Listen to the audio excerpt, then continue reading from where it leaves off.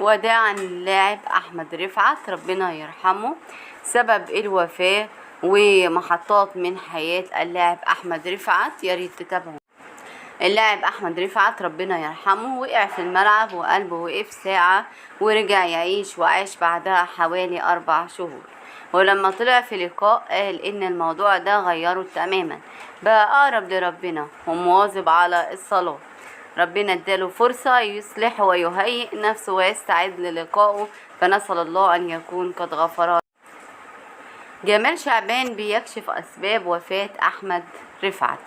قصة حزينة. لاعب في ريعان الشباب يتعرض لضغوط عصبية وهموم كبيرة، يسقط في الملعب بسبب جلطة حادة في الشريان التاجي، ثم تحدث انتكاسة غالبا جلطة أخرى واختلال كهربي حاد وتوقف للقلب، وصعدت الروح إلى بارئها.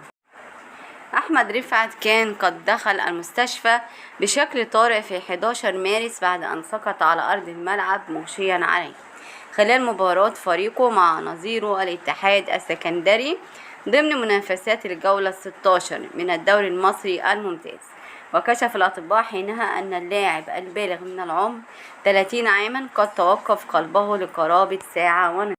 وبعد 4 شهور من الأزمة الأولانية، قال أحمد عيسى أحد الأطباء المشرفين على حالة أحمد رفعت: وفاة أحمد رفعت نتيجة توقف مفاجئ وتام في عضلة القلب مع تعطل وانقطاع في النظام الكهربائي الذي يجعل القلب يعمل به، واللاعب لم يكن يعاني من أي أعراض أو أزمات قبل الوفاة، وكان يمارس حياته بشكل طبيعي.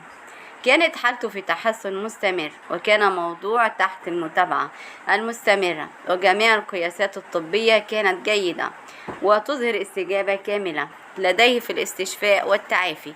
وكان خلال فترة مدتها 45 يوما على الأكثر سينتقل إلى مرحلة متقدمة من التأهيل.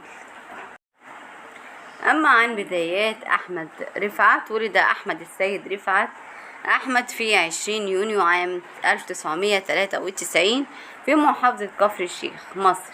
بدأ مسيرته الكروية مع نادي إنبي عام 2013، انتقل إلى نادي الزمالك عام 2016، لعب مع عدة أندية أخرى مثل النادي المصري ونادي الوحدة السعودي، انضم إلى منتخب مصر لكرة القدم عام 2013.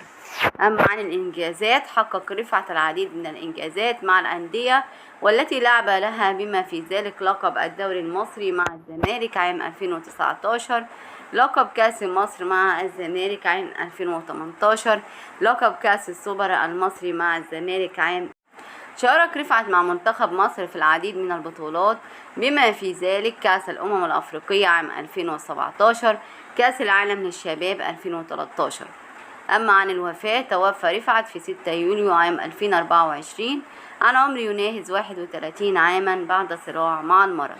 تعرض رفعت لأزمة صحية أثناء مباراة مع الاتحاد السكندري في الدوري المصري عام 2024، مما أدى إلى توقف عضلة قلبه، وتم نقل رفعت إلى المستشفى لكنه توفى متأثرا بالأزمة. أما عن الإرث، ترك رفعت بصمة واضحة في عالم كرة القدم المصرية. كان لاعبا موهوبا ومحبوبا من قبل الجماهير، ستظل ذكراه حية في قلوب جميع محبي كرة القدم المصرية.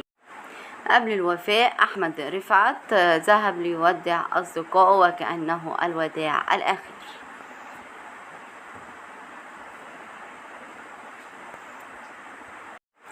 كهربا وجنش وعمرو السيسي وحسن السيد أول الحاضرين في جنازة أحمد رفعت. في نهاية الفيديو أرجو من حضراتكم الدعاء بالرحمة والمغفرة للاعب أحمد رفعت. أشكركم وفي رعاية الله.